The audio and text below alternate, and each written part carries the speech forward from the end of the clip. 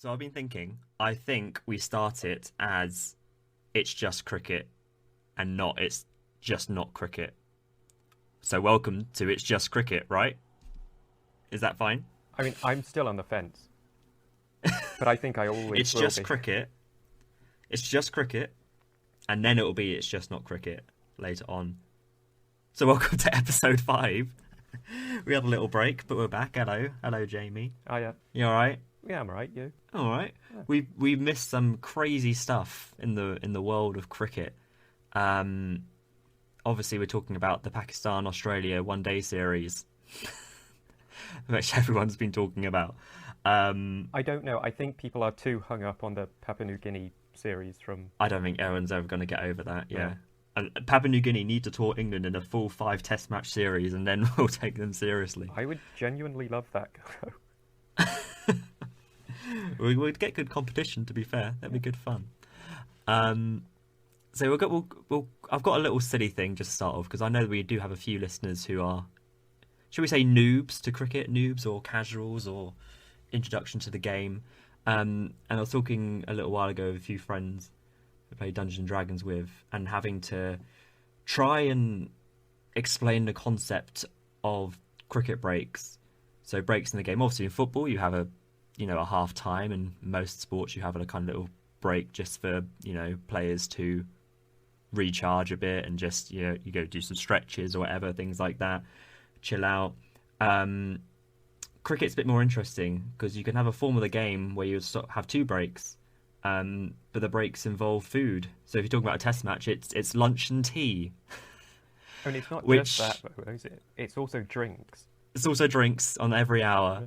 So a normal day of cricket, if you're talking about a test match, which is the longest form of the day, which lasts 5 days, you will stop a numerous number of times. One for drinks, then for lunch, then drinks again, then you stop for tea, and then lunch again. We've played cricket a small handful of times together. Do you remember your tea experiences?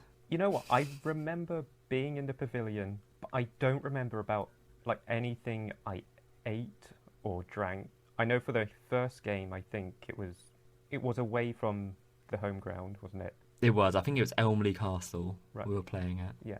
Like I remember being so nervous for my first game. I don't know if I ate that much from tea because it was just so on edge and I wanted to do well. So I don't really remember any tea experience. Because tea is weird. It's such a weird thing because some days you'd be like, yeah, I can't wait for tea. It'd be great. But like, I think there's times if you're batting first, and then you've got to have tea before you go and field for another 3 hours. It's like, great, I'll maybe only have like one cucumber sandwich and maybe a couple of ready salted crisps. But if you're batting second, it's like, oh, I'll treat myself a bit more, have a few little muffins. And then the captain sidles up and say, oh, you're opening batting. And like, oh. It's like, I've never understood like not necessarily the etiquette, but how much you're supposed to have at tea halfway through a Sunday afternoon. Because sometimes you feel starving, but sometimes you're running off the adrenaline or whatever. And then, maybe there's a bowl of pasta. You're like, oh, I'll have a lot of pasta. And you keep going back. And there's so much. It has died down a little bit since kind of COVID and people are more encouraged to bring their own stuff now, which is kind of a shame, but also kind of isn't, because the whole ordeal of teas and also preparing a tea is probably more terrifying than playing an actual game. The amount of sandwiches and bread. At grassroots as well, it seems a bit more Yeah. redundant than professional sport. It's like the effort you're putting in isn't going to be nearly as much. Like some people might No. be going full throttle, but in the games that I was experiencing, I wouldn't say so. Yeah, I think you remember a good tea. It's always like, oh, you want to be going to certain grounds because they do a good tea. You don't want someone who's like, the worst ones is when they've just got a roll and you've got to grab all the ham or turkey or whatever or cheese, and you've got to make the sandwiches yourself. I mean, what goodness me, I've come to play cricket not to make sandwiches. Yeah. I bet it's that really crappy, plasticky, thin bits of ham and 100%. turkey as well. Like, Yeah, and sliced cheese. yeah. Yeah, it's such a bizarre concept. So I just wanted to maybe next week we'll go into the next stage of cricket teas and what teas look like at the highest level, because whenever England play at Lords, I annually will send you the menu for the day for what they're having at Lords, and Lords is the prestige of cricket. It's like literally called Lords, so that shows really that cricket doesn't have a class problem. That they have a that you know, it's always going to be like some fancy fish or curries and everything in the middle of like this high intensity international sport. You're going to have this massive, I don't know, roast in the middle of the day. It's nonsense. I won't get my head around it. I still can't really understand it. So trying to explain that to someone the other day, having to explain tea and lunch, I don't know what it's for. It's obviously back in the day where it's, oh, we'll stop have a cup of tea, and then that's a cup of tea and a sandwich, I mean, and a cup of tea and a sandwich and a chicken wing. is it that hard to explain though? Like, just imagine someone's not playing cricket, and someone has some tea or some lunch and then some tea.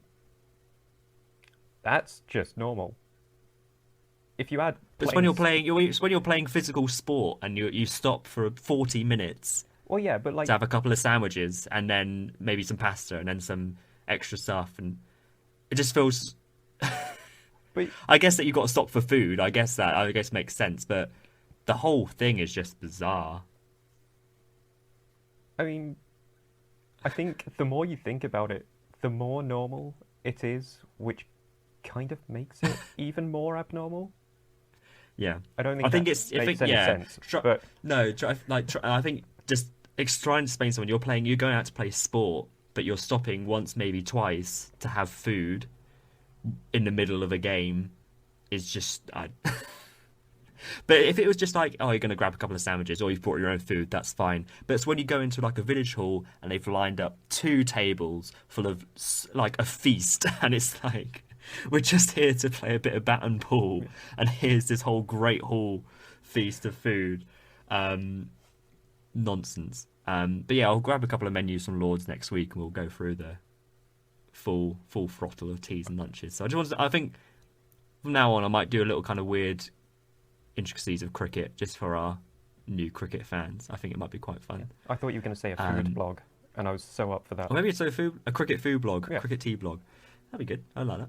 But we'll talk about some little cricket briefly, given the cricket podcast. So yeah, since we last recorded, the final of the Women's World Cup has been passed. There's a lot of hype building up to this, I would say, because obviously Australia were unbeaten.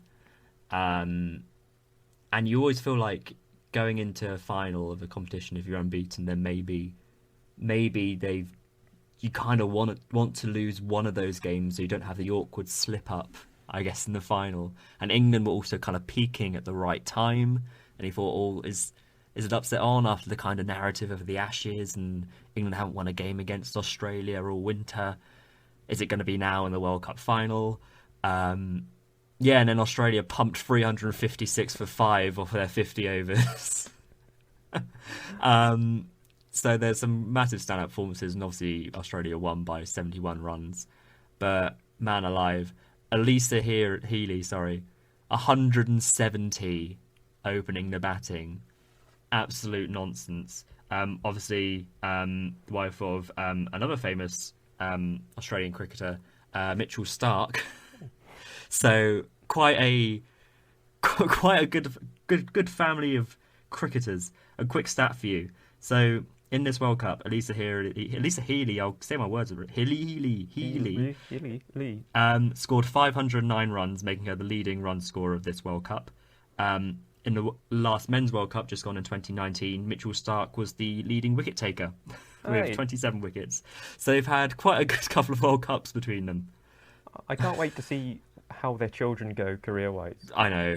Christ, that's unstoppable. But everyone kind of pitched in. Rich Haynes 68, Beth Mooney 62. Elise Perry came in and smashed a few at the end, getting 356.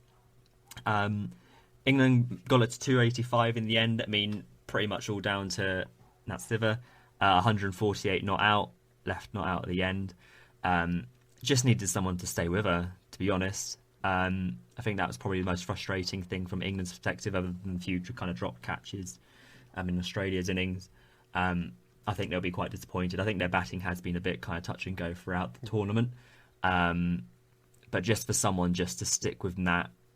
So it's obviously good to bat on if someone's getting 170 and someone's getting 148. I think they'll be disappointed that someone didn't stick with her. But yeah, have you got any thoughts about the final? Like, just watching the game and the highlights again, like, the strike rate and the pace which Australia were batting with.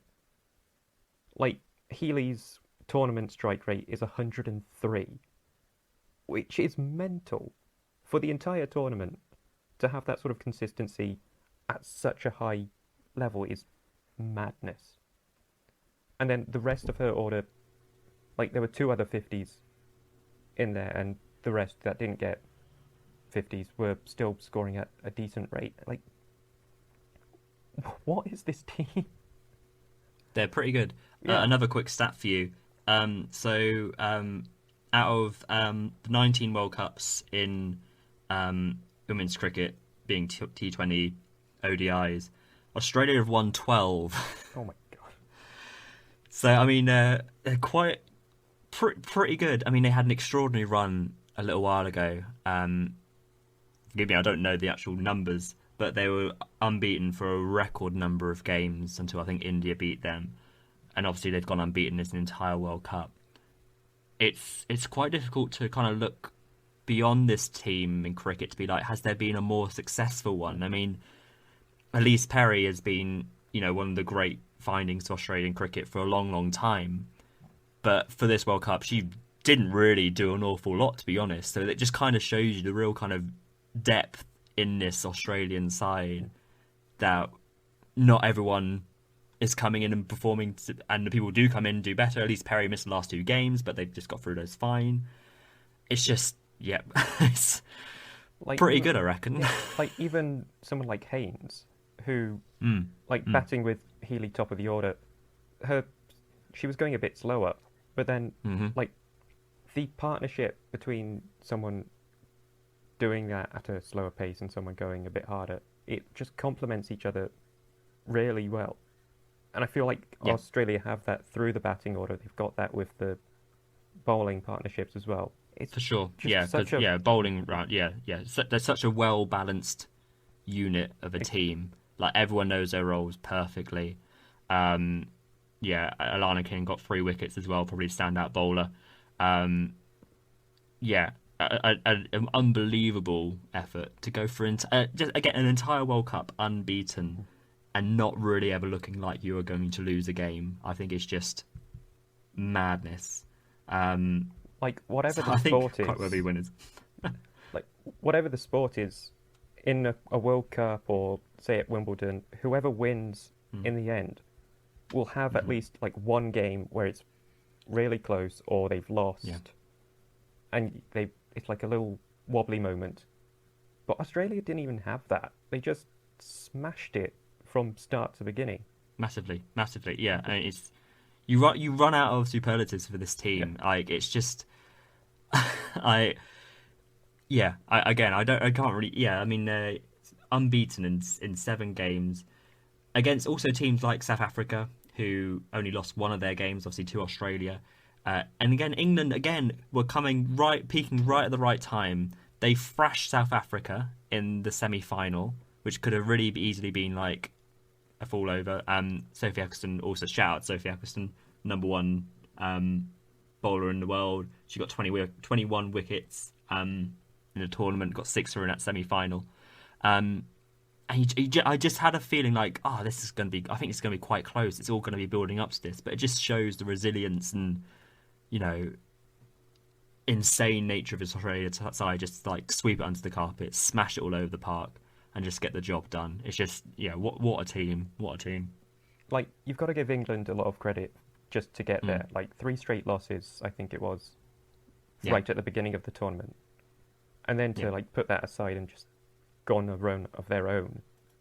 And then even in the final itself, like, to post 285 chasing is pretty decent.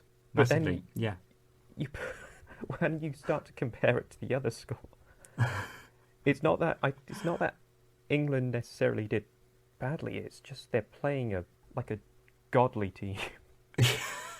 They are god level. I think that's the best way to describe is that they are pretty much god level. They're OP. They are OP for sure. But yeah, I think that England score of I think it was 270. Was it? I think in the end was 285. Sorry, 285. I think was the highest successful chase. Well, not successful, not successful at all, but the highest second innings score of the entire tournament. So it shows how well they did, but also frustrating that no one could stay with that entire time. The next highest was South Africa, who chased down 275 against India, but it just shows really. I think it's the second time Australia got over 300 in the tournament as well. Great effort. Yeah, like it would have been really interesting to see how Australia would do chasing that 285. Especially it being a final, there is added pressure, but are they a team that likes that first? So it would be interesting, but I would also just feel like they'll probably get the job done. I feel like England just wouldn't have that. It's just coming out in the final and getting 350. It's mad. Like if you look back at the men's final in 2019, obviously there's a very different pitch and conditions, all that kind of stuff, but New Zealand just scraping to 240 because it's a real kind of scrappy final. But Australia just come out and get 350 like it's nobody's business. It's just like, England will come out and look about, we want to get like 250 par. That'll be our kind of aim, and it's something to bowl at. Pressure of a final. But the mentality of Australia's come out and be like, no, we're going big and going 350. It's just, again, superlatives are run out of, but insane. Like the amount of work the Australian Cricket Board have to have put into the women's side is really commendable. Yeah. Like it just shows you how much importance they put onto it. Just as a sport in general, regardless of gender or like age group. Like the Australians really give a shit about cricket. Yeah. Oh, it'd be nice, wouldn't it? But no, it's great. It's great. So I think overall, this World Cup's been great. The little bits I've been able to watch live have been really great. It's always fun, kind of waking up and seeing scores and pretty much every game being going right down to the wire. It's been a great World Cup. Look very much forward to the next one where Australia probably win again. But sadly, it does mean since Australia did win that we're not going to see Jofra Archer as Test captain as agreed in the last podcast. That's the biggest loss to come from all of this. It is indeed. But yeah, congrats to Australia, I guess. GG. And good luck to Lisa Healy's and Mitchell Stark's child, who will, be the greatest cricketer of all time, I'm sure. Other cricket, very briefly, Bangladesh got rolled over by South Africa. South Africa, I'm getting worried about. I think South Africa will win against England this summer. Maharaj got 7th in that second innings. But yeah, that's a series that's just going to happen and we're going to forget about because most of South Africa's players at the IPL. I mean, I'll be completely honest. I didn't even know it was going on. There you go. Yep. I'll give you a quick rundown of the score if you are so inclined. There's 2 test series. South Africa got 367, Bangladesh 298, South Africa 204 all out, Bangladesh 53 all out. What? South Africa won by 220 runs, and Maharaj got 7 for something ridiculous. 7 for 732 in the final innings. And Simon Harmer, who's making his first appearance in South Africa since about 2015. He's been Cold Pack player for Essex. I think he got 7 in the match as well. So, yeah, I think we'll struggle this summer. IPL is obviously going on, and that's happening. But the other main cricket that I think we're going to touch about is obviously the start of the county championship, which was today. I think we've both got the scores up. Did you want to go through the scores? Would you like me to go through the scores? How are you vibing? I've got scores and some basic notes. If we can just go through one at a time. Yeah, I put a little not a poll, but a little question out on our cricket Twitter. Just not CrickPod on Twitter and also Instagram if you would like to follow. Basically just asking what players you're looking most forward to seeing or following this season. Obviously there's a lot of England places up for grabs. We had a couple of people say Matt Parkinson, James Vince. Pajara's also going to be playing for Sussex soon as well. So that's one to look out for. Is there any particular player that you're wanting to? I think we touched on it briefly before, but is there a player that you would like to see do well or looking out for? Parkinson's a good shout. I think Hamid's playing in one of the matches. He's not batted yet, so I'm looking out for Hasid doing well. It's interesting that Broad isn't in the side for Nottinghamshire unless there's an injury or something I'm unaware of. So he made himself unavailable for this game, just because he says he's managing his injuries in any way that he normally would. Obviously, he's not technically in the England side at the moment, but he has said that he's treating it like any other normal season. That if he's just preparing for that first test, and he doesn't want to over push himself, just coming from a long kind of layoff. He's wanting to ease himself back into the season. He'll probably play the next game, but I don't think he'll play. I think it's all 7. He obviously won't play all 7 now, up until that first test. So I think he's just kind of managing himself. Obviously, age about 35 now, I think he is. Yeah, a lot of shout being like, a lot of people saying, "Oh, you could actually come and win for Nottingham. You shouldn't just be focusing on England." But he's one of England's best bowlers of all time, and if he needs to take more time to make more match fit, you don't want him to like play 4 games on the trot and then get injured for the entire season. What's the point in that? So if he comes back when he gets ready, that's fine.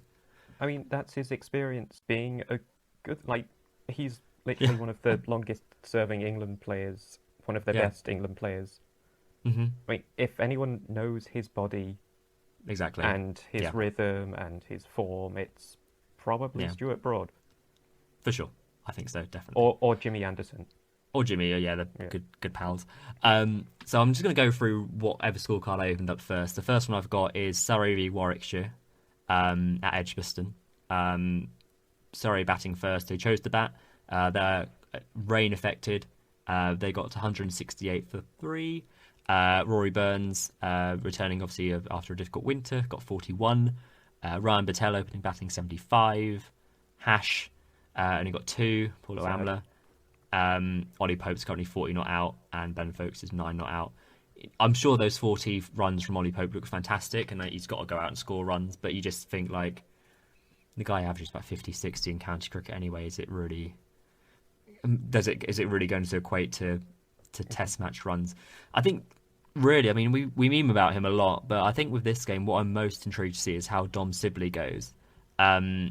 He's had a pretty good warm-up or pre-season matches. I think he scored over 50 in most of those innings. He scored at quite a good strike rate as well. So he might have been working quite a lot over the winter over his technique and things like that. So I think it'd be quite an interesting couple of weeks, a couple of games to see how Sibley goes. He could get knocked over and not score any runs and still bat at his normal rate. But I'm quite interested to see what kind of has changed or developed with Sibley over the winter. But obviously he's not batted at the moment.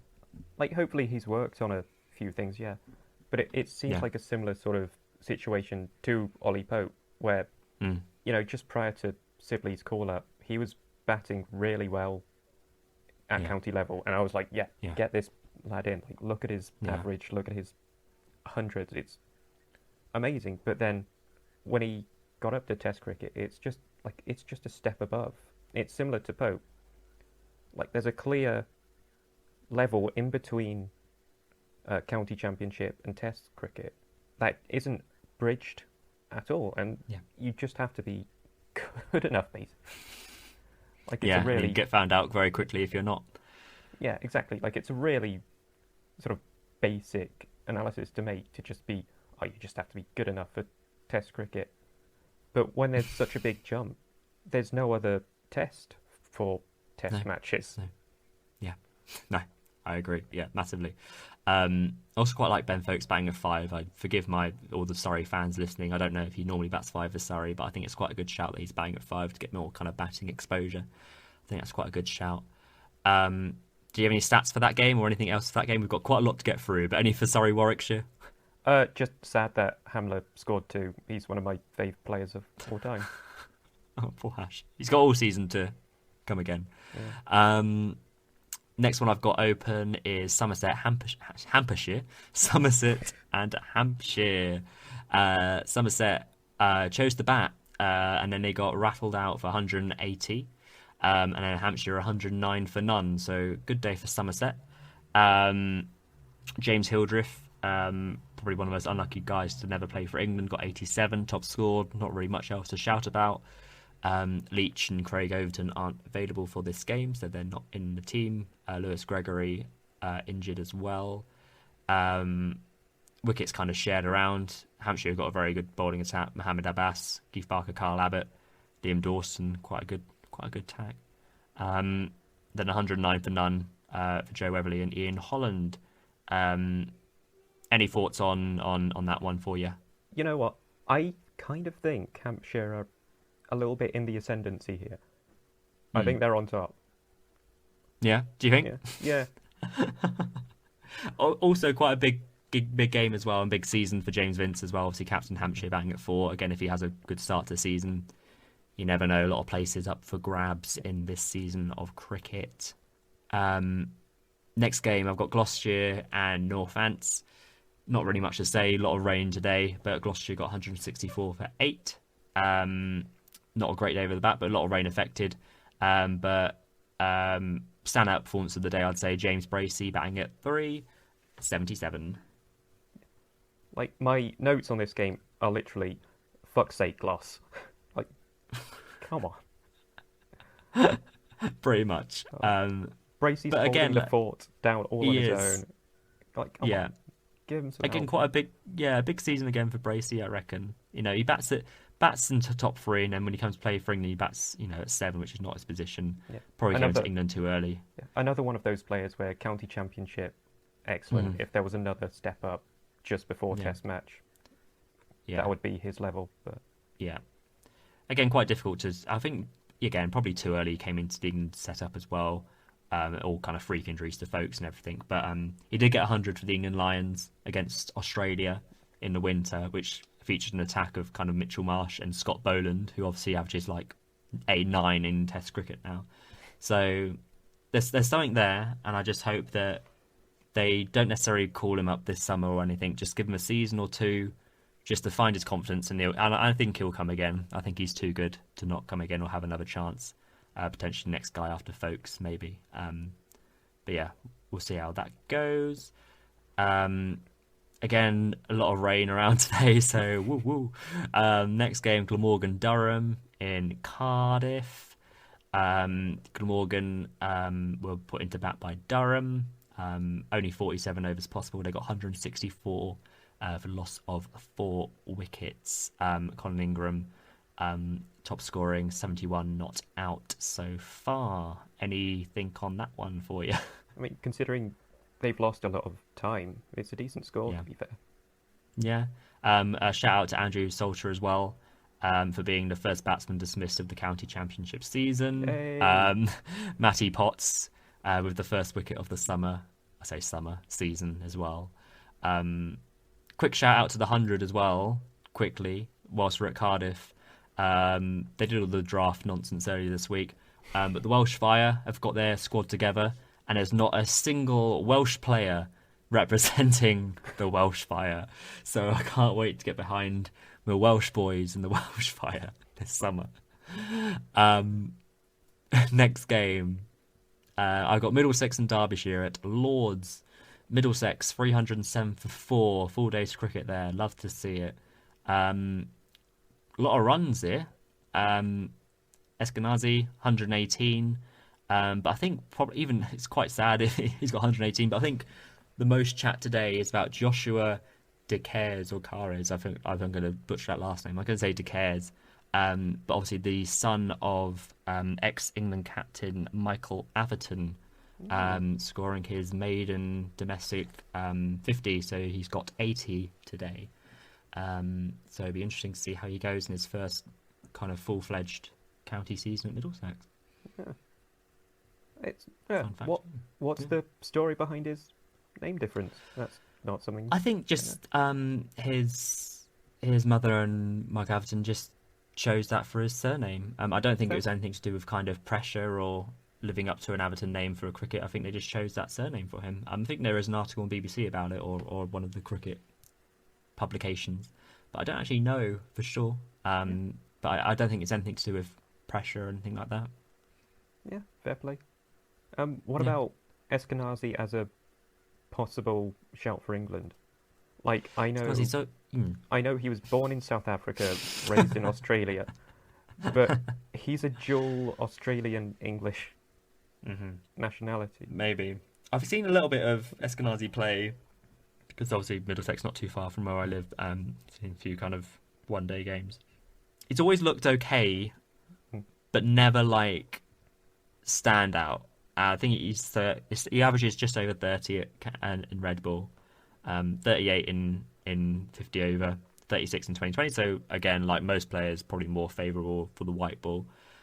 But I mean, I guess if he puts in a big kind of performance over the summer, then maybe he might get a little look in. Um, but we'll see. I mean, from what I've seen, and my opinion is final. I don't quite see it England wise. Middlesex have quite a lot of rebuilding phase they're going through. They're still in Division Two, which I think is quite a poor showing for a team that has all the facilities of Lords and all North London. But you never know. If he has a good season, potentially. It did look like quite a good pitch to bat on today, getting 307 for 4. But we'll see. That's my limited knowledge of Stephen Eskenazi. Nah, he's out. I'm off him now. He's gone. That's it. Done. Booted. Right, we've got 3 more games. We'll be as quick as we can. So I'm reading all these scores. They're probably going to be out of date by the time you're listening to this. But Sussex got Sussex Nottingham, or in old before England times, Nottingham is known as Snottingham, which I think is fantastic.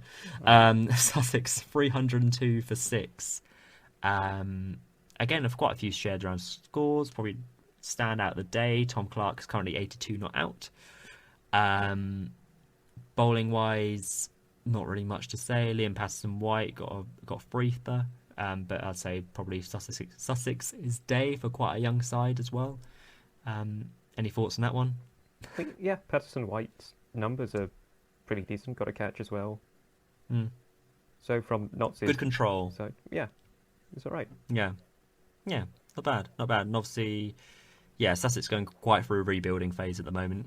Quite young players, lost a few players as well over the winter. So big rebuilding phase for Sussex, but yeah, it started well. Next one, Essex and Kent. Probably one closest to my heart in cricket captain days. Essex 272 for 4, 200s in this game.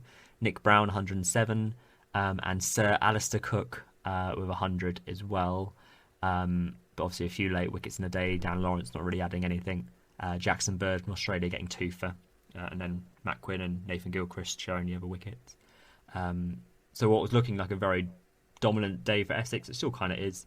Probably just finishes just in Essex's favour. If Kent start well, maybe that'll flip a little bit. Wait, do you think this Cook lad, I've not heard of him before, do you think he could play for England? I reckon he could do a job, Yeah, he started well. You don't see where he goes. Gets a few more scores. You never know who might come knocking. I just love that he still plays, to be honest. I think it's quite nice that he just goes back and repays all the favour to Essex, and this will be his 3rd season since England. I think it's quite nice to see. You have some players like Andrew Strauss who just retired fully from cricket when he was done with England, and it's quite sad, I think. It's quite nice to see him go back and just smash attacks all over the plot, which is great. One last game, and we've got Worcestershire, Leicestershire. Not a lot of cricket, only 26 overs today. Worcester got 118 from their 26 and 4 down. Not really much to write home about other than Ed Barnard getting 41 not out at the end, and Chris Wright for Leicestershire getting 3 for 33. They have to have got Azhar Ali batting at 3, which almost just slipped me by. Former captain of Pakistan, obviously in the Pakistan team as well, but he was run out for 2. Yep, that would be why it slipped you by. Yeah, he did shit. Lads. Any thoughts on that one being your local team? I mean, it seems suitably meh for Worcester. It's a bit meh, isn't it? It's kind of what you expect. Yeah. But yeah, that's our first county roundup, unless you've got anything else. I don't think there's much else to say. I don't think there's any ridiculous scores going on. A couple of teams are already in the ascendancy of theirs. Yeah. But there's nothing too mad at the minute. No, not too weird. Hampshire doing quite well. I think, yeah, I think it's always like little kind of standout performances that you look out for. You want to see who's done quite well, and I think De Geer's, obviously Atherton's son, is quite a fun story to look at, and obviously you like to see Cook do well. But it's always those kind of England players on the fringe are always like having a refresh on the scorecard, see how they're doing, or they've not got any. Oh, Burns is at 41. It's quite interesting. I mean, the Surrey Warwickshire game is a good one for potential England versus England selections. So that's kind of one to look out for, yeah. I think so, definitely, for sure. But yeah, that is our county cricket roundup. Enter jingle here, which we don't have. Next time we'll be back and all those games will be over and we'll be back in round 2 of the county championship. They will have had several lunches and teas by then. Several lunches and teas. But yeah, nice. Shall we move on to our next segment? Let's move on. So, wait, hold on. Yeah. Sorry, do we want to have a tea break first? Oh yeah, let's stop for tea. Let's stop for 40 Cool, minutes cool, for tea. cool. We've got a few good sausage rolls we could obviously have stuff too. No, it's the next segment. So, did you want to introduce this next segment? It Or is. would you like me to? I will pass it on to you for this week. Yeah. You are bearing the torch of. It's just. Not, I guess this is the intro to. It's just not. This is. Cricket Thank you. Segment. For this week, it is your responsibility, and I'm trusting you with it. Oh, I'll look after it. It may be a bit, yeah. I'll try, like a little child. So we are back with It's Just Not Cricket, and again, enter another jingle that we don't have. And quite a topical one for me, I would say, over the years. But I think my It's Just Not Cricket this week is talking about the franchise state of a certain wizarding world being Harry Potter. Now, first of all, I just want to say that love Harry Potter, great, fantastic, and I don't think I would be really in position which I am now if I didn't have Harry Potter, So I think writing-wise, it inspired me to do writing, all that kind of stuff. The people I met, the jobs, the house I'm in. But I also absolutely hate it right now. And I'm very annoyed by it, but at the same time, I wouldn't be as annoyed about it if I didn't really love it to some regard or some respects to it still. So I just want to ask you from the outset, what's your general perspective about Harry Potter at the moment? At the moment, I find the sort of place it's in a weird place, like especially with the Fantastic Beasts series. It's first of all, it's a weird like moniker to use as a overarching series title when it's about like Grindelwald's rise to power and his like evilness during that time, and they've had really bad issues with the actors playing Grindelwald as well. Like they're on their 3rd actor in as many films, right? Yeah. Like leaving aside the story problems and like whatever else, like just having that is really hard for them to just like. It's hard to like grasp on, and you're meant to empathise with the villain to a certain degree, and when they're like literally changing face, like sometimes they're meant to be with Colin Farrell, and it was Polyjuice, wasn't it, in the first film? Like some kind of charm to disguise him. It wasn't Polyjuice, but it was some kind of charm to make him look like someone else, or Ed Colin, or whoever his name was. Yeah, so like that's fine, that's acceptable. But like when you've got things out of your control that force you to change an actor, that's going to be hard for you as creatives to kind of work around that. Like, do you address it in some way, or do you just like, no, Mads Mikkelsen is Grindelwald now? Yeah, for sure. Like the most excited about the Potter universe I am, at the minute, is for the Hogwarts Legacy game. That's like set 100 or so years in the past. That's hype. Absolutely. Fantastic Beasts series. I listened to a good review earlier about the next film, which I don't really have any intention of paying to go and see. They said it was probably the best film in this forgettable series, but it's still very forgettable. And I think that just sums it up perfectly. There's a lot of issues, and it's again briefly on Grindelwald and all that kind of stuff.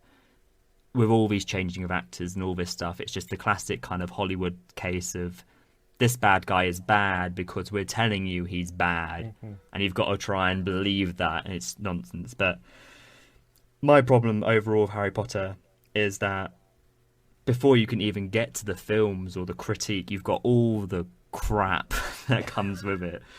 You've got everything with J.K. Rowling at the moment with all her kind of trans comments, which I don't want to get into because I don't even want to give her time of day.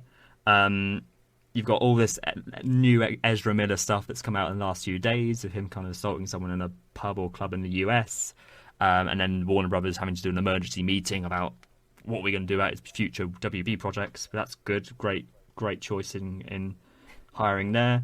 Obviously the whole Johnny Depp stuff. So now Johnny Depp was in the franchise for reasons I don't really understand anyway.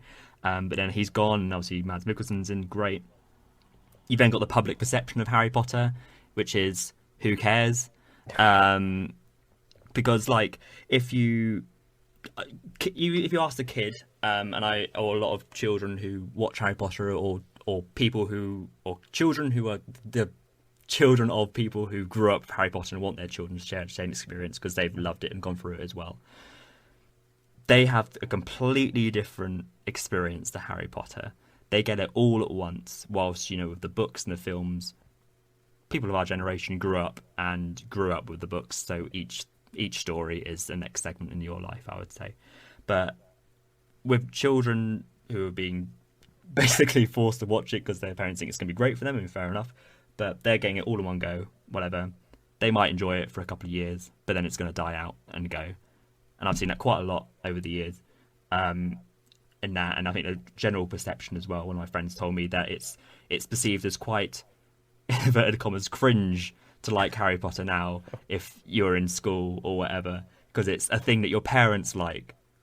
So Harry Potter is not really a thing I don't really see for many people now, because it's not for kids, because what child is thinking like, I can't wait to go to cinema to see Fantastic Beasts, The Secrets of Dumbledore. I know all this lore being 8 years old. They're not going to care. They'd want to see like broomsticks and Quidditch and stuff for like 10 minutes and then get bored and go on to something else, which is fair enough. There's stuff their age that they want to go and watch. I mean, they might be massive into Marvel, and there's another Marvel film out every 2 months or whatever, and that's something that they can grow up with and watch and all that kind of stuff. But Harry Potter is something that's passed them by, and it's not their thing. So that's another thing. So once you've gone through all that, you can then watch the films, which are bog standard films made by committee, which are a complete mess and complete waste of time. So I can't really bother to talk about them. But the main problem I find with Harry Potter, I'm off my long run today. I've been building this up until I actually left working for the Wizarding World. Is the franchising of it.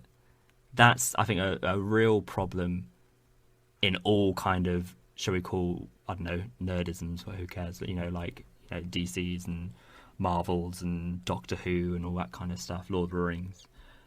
The whole franchising, the main thing when Harry Potter finished the last film, 2011, for Deathly Hallows Part 2, at that time, I think a lot of people had a huge amount of respect for J.K. Rowling, say that is it, nothing more, we're finishing the story there, we've gone through this journey, that's it, going to go on to new things. But then it was about 2015, 2016, all of that just got flipped on its head. And in my kind of perception, I feel like it's because there was a franchise deal that must have been signed somewhere for suddenly everything to happen. So I'm going to go through a quick list of all the things that have happened since 2015 to now. I've probably missed quite a lot as well, but this is all the general stuff that has come out, which you could say potentially oversaturates the market.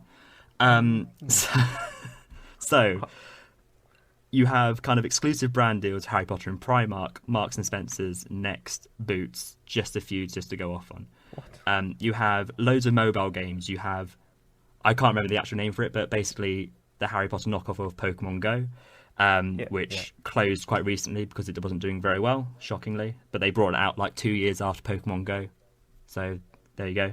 There was Hogwarts: A Mystery, which I think is still going, which is a basically buy as you play game on your mobile, which you have to keep buying more gems to progress the story. So that's good. There's a Harry Potter Candy Crush knockoff as well, so that's quite good. Fuck off. You've got the studio tour, which obviously is previous stuff with me, that has been expanding over the last couple of years. So you've got things like Forbidden Forest and Gringotts, which have been built. So not actual sets from the films. These have been built especially for the tour. They never existed, and they're just being made fake, basically. So this whole studio tour, which opened initially to be like, here's an insight into the behind the scenes of the Harry Potter films. Now let's just build stuff, which wasn't authentic or real. Have a look at that. That's great. Then there's going to be a new studio tour in Japan. So the making of Harry Potter in Japan, because we need a second one. There's Harry Potter and the Cursed Child, obviously in 2 parts, because you want make sure people pay twice. I was wondering when we'd get to the Cursed Child. Cursed Child, I'm not going to go into the deep specifics. If people want to hear that in the future, sure, but not today. And then Fantastic Beasts. So the first Fantastic Beasts films and the Cursed Child came out in the same year. So here we go, the same kind of everything's coming out at once. Suddenly you have merch everywhere. So I remember growing up, you have... it was impossible to find a Harry Potter thing. I was obsessed Harry Potter as a child. Loved it. I couldn't get enough. But there was like in Blue Water Shopping Centre, not too far from where I live now, there was a Warner Brothers shop which had Harry Potter stuff exclusively, because you could get this nowhere else. There wasn't like things properly like Amazon when I was like 7 or 8 or anything like that. There was just a little section in Warner Brothers shop in Blue Water which had a tiny little Harry Potter section which have all the kind of robes and things like that, which weren't all massively licensed at the time, but it was like, oh my god, there's Harry Potter things. Oh, I can't believe it. But now you can go anywhere. You could probably go down Tesco's and there'll be a Harry Potter thing in like a little Tesco's extra. So that's great. We love to see that. Anniversaries of the books which come out. There was a 15-year anniversary edition of The Philosopher's Stone. There's now going to be a 20-year anniversary edition of Philosopher's Stone coming out, I think, soon this year. So that's fun. Another exhibition opened in London, Covent Garden, photographic exhibition, waste of time. Harry Potter shops at King's Cross, New York City, airports, specific Harry Potter shops. You've then got the Hogwarts Legacy game, which granted is the only thing I'm looking forward to. You've got the UK wand tour, where they're taking these massive, about 10-foot sized wands and putting them up and down the country, where people can go and have pictures of these giant wands. That's going to be good. Then you had the 20-year reunion, which recently aired on HBO Max and Sky. So all of that's come in the space of less than 10 years. And we've not had a new Harry Potter film since 2011. You were reading all of that, and I'm exhausted. And that's just the big ones, and I'm pretty sure I've missed some. But that's a level where it's like, this is too much. This is boring now. Like you're just completely saturating this market of a franchise that's beloved by a generation, and quite a massive fundamental thing for its time. And it's just turned into a thing of like, how do we milk every penny? And it's just very upsetting to me, I think, personally. But if you're looking at the books and the films when they came out originally, they felt very self-contained. Exactly. And not to sort of criticize the books for this, but they are a young adult series. Of course they are. Yeah. How can you expand on that, in a non-materialistic way? How can it not be shallow? They are there is no expansion really you can do on that doesn't sort of undermine what the series was. Yeah. And there's so much of what you just listed that, oh my god, it's a lot. How do Warner Brothers even remember the amount that they franchised for? It's nonsense, isn't it? Like you don't even want to think about the money they make from this. It's just absurd. But just bought by a load of casuals who can't let go of Harry Potter. But it's and I think it's just really epitomised in Fantastic Beasts. So they are films, like I think Brent mentioned earlier, they are just made by committee. They're directed by David Boring Yates, who directed the final 4 Harry Potter films. And each film gradually took away any kind of colour and joy and magic and turned it into grey, boring spectacles, and then reflected that into the Fantastic Beasts franchise, which we love to see. CGI to the max. One of the things that I love so much about the initial Harry Potter films, obviously they're products of its time, a bit like Lord of the Rings. They had to rely on minimum CGI and mostly practical effects. And I think the practical effects they were able to achieve at that time look fantastic. The animatronics they did for some of the creatures were brilliant. The models are still some of my favourite things in cinema.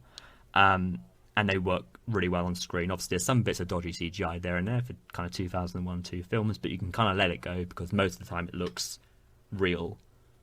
Fantastic Beasts is not real anything at all. They rely too much on nostalgia and that kind of nostalgia bait, like most kind of things, harping back to old stuff people used to like. So there's plenty of that. And it's just all the same old people, the same screenwriter, same producers. There's no freshness, no new. If you really cared about this franchise or the story, I think you would look at what new directors can we bring in, what new visionaries can we really add to this wizarding world to really start it again. Because people have been crying out for a kind of Marauders film or things like that, or like the Hogwarts Legacy game, which everyone's been chomping at the bit for ages, and now we're kind of getting it. And I think it shows real testament to how people really want to see and play Hogwarts Legacy, because it's new, because it's fresh, because it's written by fans and people who care about this world, as opposed to the Fantastic Beasts, which I couldn't tell you really what happened in the first 2 films. And I was initially professionally qualified to know about Harry Potter stuff. I couldn't tell you why I should care about those 2 films. I think I've spoken to someone at work the other day who I was trying to explain Harry Potter stuff to and why it's not really liked. They'd be like, "Oh, I quite like Harry Potter," but you can guarantee that they haven't seen Fantastic Beasts. And I think people WB are relying that people are going to see this because they love Harry Potter. Like, I love the idea that someone's just like, I like Harry Potter.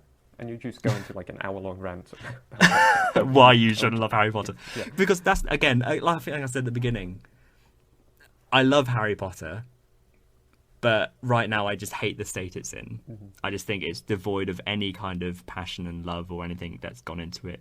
It's about how on earth can we make money from this.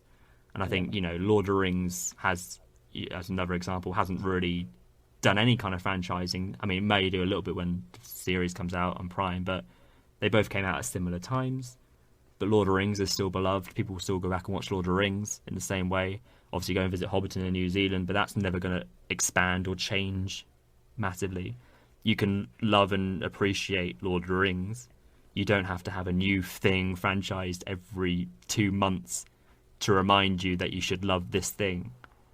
So I think I don't know if that's even a conclusion, but that's kind of the ramblings of my head. Like, I just sense panic that they feel like Harry Potter's going to die and it's probably going to go quicker than they think. And they're just panicking to be like, how can we make people still care about this? Yeah. When probably they've sped up its decline. Yeah, for sure. Like, especially with, like, just going with the formulaic market-produced films, you just have David Yates on for every film because he's cheap, because he's a yes man. Yeah, exactly. Like, that's also a wider issue with, like, franchise cinema, to use that disgusting term. Like, I think it was Patty Jenkins was left a Wonder Woman film because I think that's Warner Brothers as well, isn't it? Yeah, it is. Yeah. It's a trend. Because they wanted a more basic film. Like, Edgar Wright left one of the Ant-Man films because his ideas were a bit too out there. And then, like, you look back to the first 3 Potter films, like, they've all got their own sort of spirit, their own creative ingenuity. Like Chris Massively. Columbus I'd say, yeah. has embedded Yeah, I'd his say own definitely, spirit in definitely. there, and then you've got Alfonso Cuarón, who's like a genius filmmaker in his own right, Mhm. and Mhm. those three films sort of embed the themes and the atmosphere from the books into those films, and it feels natural. And then you get to like Goblet of Fire, which as a film I still like, but the like So yeah, the the fourth one's Mike Newell. So David Yates didn't do that one, but that was Mike Newell for Goblet of Fire, which I think it's fine. I don't mind Goblet of Fire. but Interesting like story with so go on. yeah, like the tone is all over the place. Mm. Like, is it Oh, meant for to be sure. a quirky, funny, teenage sort of comedy film, or is it a dark as fuck? Yeah, Voldemort is back and he's going to kill this bloke. yeah, Not even no, this for bloke, sure. this child, and then he actually Yeah. kills a child. Yeah. What do you want to be? I agree. With a fun fact you might not know about Goblet of Fire, for anyone who I did work with will know this so much. But originally Warner Brothers wanted the Goblet of Fire to be two films, and they Why? wanted to really it's money. And Mike Newell, credit to him as being like, no, I think this story can only be told in one. And I mean, obviously, I think it's fine. I don't think it's anywhere close to the first three, but I enjoy it still a hell of a lot better than the last four. So I just think it's just that was kind of decline I think Warner Brothers realised at that point they're going to have directors be like against their viewpoints of what they want commercially wise. What are the ways that we can go to make it as commercial as profitable as possible? Let's get David Yates, who hasn't directed anything of note, and let's get him just to pretend that he's holding the camera and making decisions when it's actually us pulling the strings. Just rinse and repeat, Dave. Rinse and repeat. Exactly. Like there's nothing I could tell you about this next Fantastic Beasts film that I'd be excited or enthralled to see, because I know it's just going to be dark, moody, grey, good versus evil. Let's cram in some Potter references. Let's chuck Hogwarts in there again. Like there's nothing about it that can be like, oh, exciting. Like the only thing I've got is like Mads Mikkelsen. Mads Mikkelsen, for sure. Definitely smash it. Like he was. Yeah. Like Hannibal's one of my favourite TV shows, and he's just an incredible actor. So I'm sure he'd be incredible as Grindelwald. I think so, definitely. But again, if he had been there since the start, would make sense. But they don't really know what they're doing, what they're thinking. And they go Johnny Depp. Gosh, sorry. I feel like I've ranted a lot about Harry Potter, and I feel like there's probably more to come in next episodes. But like, I feel like I've had a lot of years to get Harry Potter stuff off my chest. For anyone who didn't know, I used to do guided tours that people used to have to pay £225 for. So I feel like I might have some Harry Potter stuff to say. You've got some repressed Potter rage.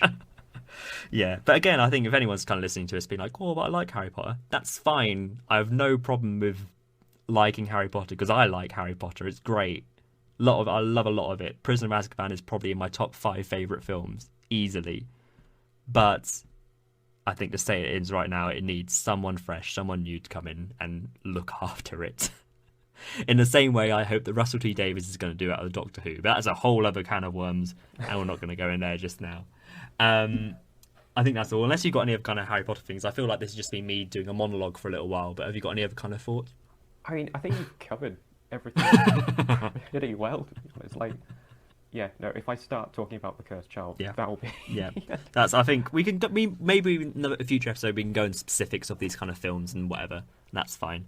Sure. And I've got a couple of topics, like nonsense topics on Harry Potter that are just going to be great to discuss.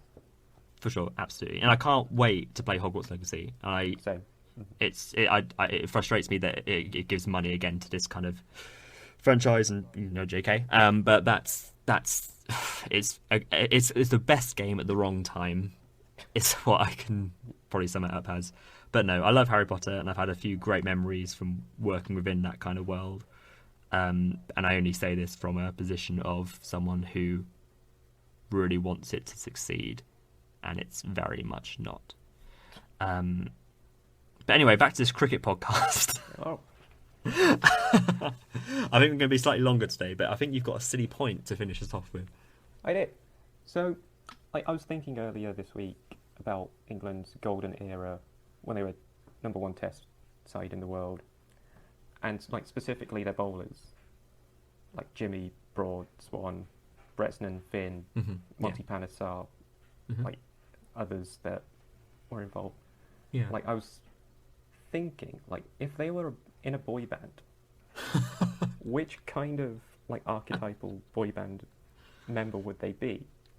Right. And then that sort of like led me on to like, if you're making a boy band out of the current active England players, like who would be in it?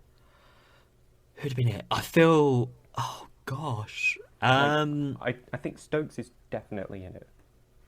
Do you reckon? I don't think Stokes. think- I don't see Stokes as a kind of band guy. I don't know. I think he's like your conventionally attractive, kind of sort of standoffish, but kind of nice when you like. Yeah. It takes a lot for him to laugh, but Sure. when I'm you do, going. it makes Well. you feel good. Okay.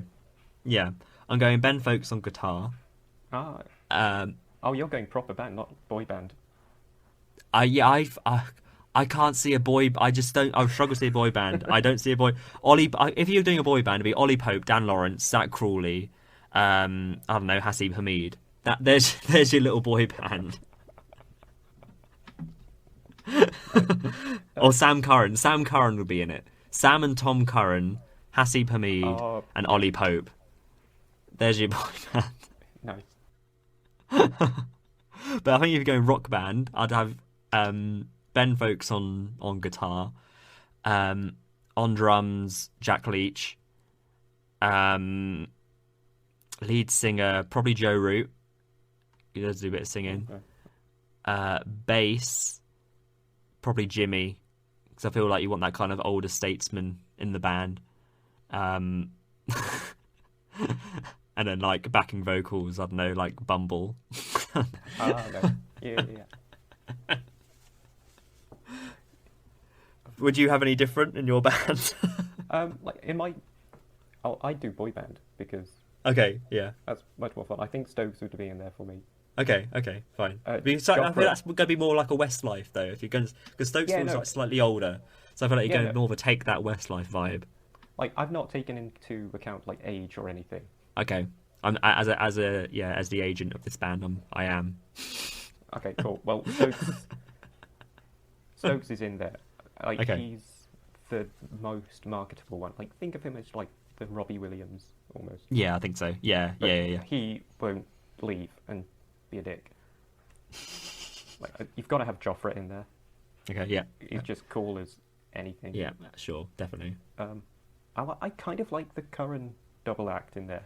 Yeah, I like Like that. it's a nice sort of marketable Yeah, thing to have. The brothers boy band fun. yeah, And like as yeah. a kind You of kind of want them to be twins, but they're not quite twins, which is a shame. yeah, exactly. Like maybe you can have someone like Saqib in there, Yeah, who's also like a bit more of a vanilla pick. But... Yeah. And then like as a bit of a curveball, Jack Leach. yeah. Like I he's think just so. that, I want he's- Jack Leach he's in that- both my rock yeah, band and my boy band. for sure. Like in the boy band, he's that sort of like quiet one. But Yeah. then when he sings, he's got a voice of an angel. And, like when they get to that number where they all take off their shirts inexplicably, he is fucking ripped. Gosh, yeah, love that. I think Cook would want to be in it, obviously because he was a choir singer back in the day. But I feel like Cook's the retired band manager now. Hmm. He doesn't quite live up to the hype of it anymore, but he wants to still be around somehow. Yeah, he's the one booking gigs at Wembley. Yeah, Oh no, not at Wembley. He's booking the gigs at Lord's and yeah. And then Old Trafford and stuff like that. Oh gosh, I'd love that. I can't just imagining it now. And obviously, Joe Root plays ukulele as well, so you can bring that along in his little guitar and stuff. That'd be great. Yeah. you know what, I kind of like to have Mo and Adil Rashid as backup. Yeah, I'd love that. That'd be Like great. little Spin Twins as just in the background. Oh my god, I didn't expect it to go there. But oh Right. god, that's a fun silly point. That's quite a good hypothetical. I enjoyed that. Nice. So yeah, I do think it's going to be probably the longest episode we've done. So if you have listened this far, I do appreciate it, and we do appreciate it. Thank you very much. We'll be back soon for more kind of rants and raves, I imagine. Maybe we'll do something for Jamie to rant about next. If you've got anything to get off your chest, feel free. Obviously, there'll be more county championship cricket. Not sure when our next one's going to be. obviously a lot of cricket going on in the county setup, IPL, and that second test between Bangladesh and South Africa, lest we forget.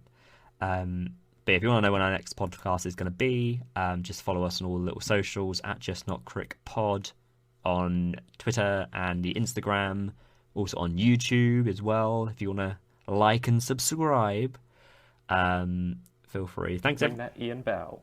Yeah. Yes. Ring that Ian Bell. But yeah, thank you for listening. Anything else from you this week, Jamie, before we sign off? That's all. That'll be closed. No more lunch. No more tea. That's close of play. We've had all our food. Time to end.